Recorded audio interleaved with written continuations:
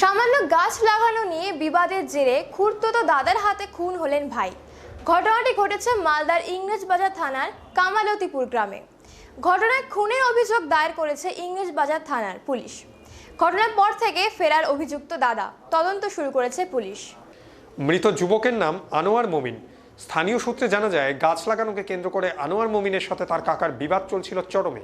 গতকাল সেই বিবাদ আরও চরমে ওঠে। অভিযোগ, সেই সময় খুড়তুতো দাদা আশরাফুল মমিন আনোয়ারকে মারধর করে। গুরুতর জখম অবস্থায় প্রতিবেশীরা তাকে উদ্ধার করে মালদহ মেডিকেল কলেজ ও হাসপাতালে নিয়ে আসে। সেখানে চিকিৎসা চলাকালীনই মৃত্যু হয় তার। এই ঘটনায় খুড়তুতো দাদা সহ 3 জনের বিরুদ্ধে ইংরেজবাজার থানায় খুনের মামলা দায়ের করা হয়েছে। ঘটনার তদন্ত শুরু করেছে পুলিশ। মানে আমার দাদার 25 সনে গাছ কেটেছিল আমার কাকা। দাদার পর ওকে রিকোয়েস্ট করে বলি এর আগেও এই গাছটা উঠিয়ে দিবে। গাছ উঠায়নি, গাছ ভেঙে দিয়েছে আমার দাদা। যে ওর ছেলে মেরেছে, মারধর করেছে। মারধর করার পর আমরা গেছি, গ্রামের সমাজের লোক জমা হলো। তারপর ওর ছেলে, বড় ছেলে পেছন থেকে মেরে দেয়, থাপিয়ে দেয়। মারার পর আবার আমরা গল্প করছি কি যা হয়ে গেছে।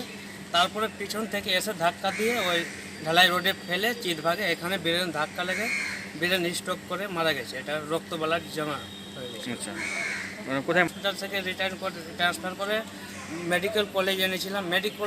মেডিকেল কলেজ থেকে পিজি ট্রান্সফার করলো। এখানে অক্সিজেন খোলার পর ও ট্রিটমেন্ট করার পর ডাক্তারবাবু বললো কি বাঁচবে না, রোগী শেষ আছে। ইংলিশ ভাই